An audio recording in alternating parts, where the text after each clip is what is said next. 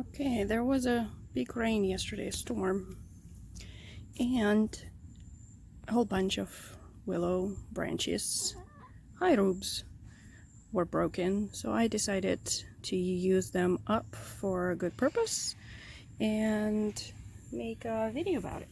So this is how I make my dreamcatcher loops. They were, I think, traditionally made out of willow, and this is the weeping willow. The branches are very malleable when they are still young, so you kind of have to experiment with which ones, when they dry, like something like that, when it dries it becomes too brittle and it just breaks, but it's super malleable. See how it kind of goes, curves like that easily into a loop. Or something like this that is still pretty malleable, but it will be a little bit more sturdy when it's dry. So what I do is I usually get a few of them and I loop them up and I see if the circle looks good, and I leave them out. Once I'm done, I don't even have to tie them up or anything. I just leave them to dry up, and the leaves fall off naturally. You don't even have to strip them off their leaves. They just dry up and fall off and you are left with a loop. So let's see if I can record this with Ruby assisting me. Now we are ready. Ruby, you gonna help me? I hope I am in the shot as I'm doing this. I can't see this. So in this one, it's a little bit wonky. Yeah, I usually have helpers when I do this. This is a really nice one right here. So okay, I don't know if I'm doing this right according to the technique that was done by native people of this country, but I find dream catchers very beautiful, so I decided to make some myself.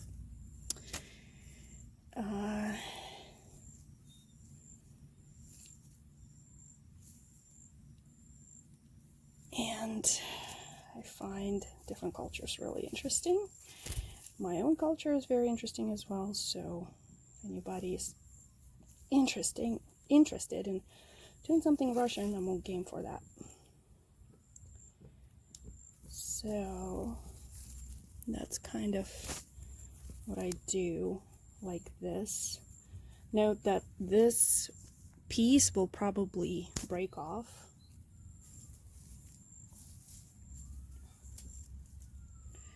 Here's a smaller one, so I'll just go around it reinforcing this loop.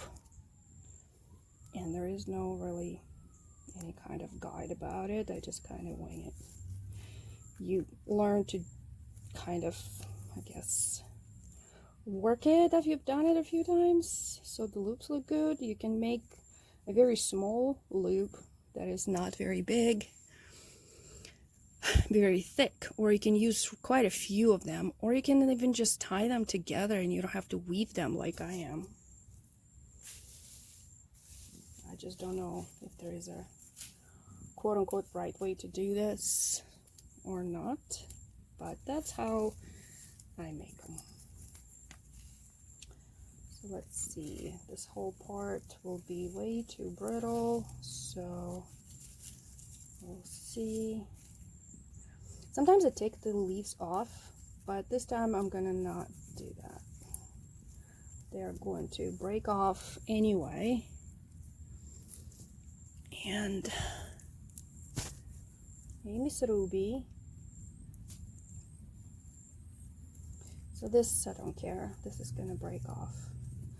And I usually also shape them into, it's just better looking, pleasing to the eye circle. So there we go. There's my dream catcher, and I'll record again when it's all dry and ready to go. What up? You worked hard? Yeah? Hi.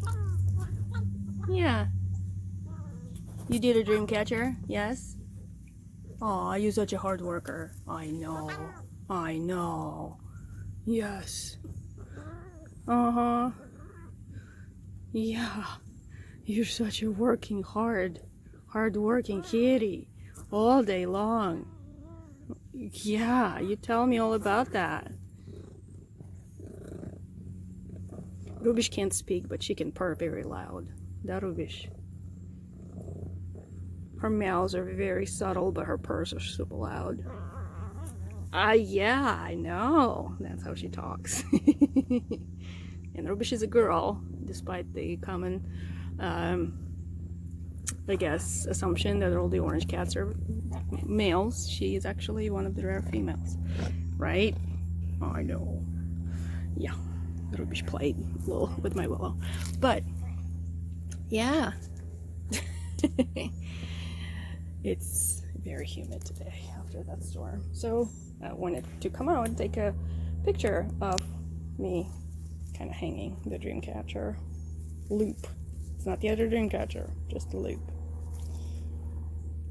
It's here. It's gonna hang to dry for a little bit. I may come back and adjust it and stuff as it dries. I do that pretty frequently, so there we go.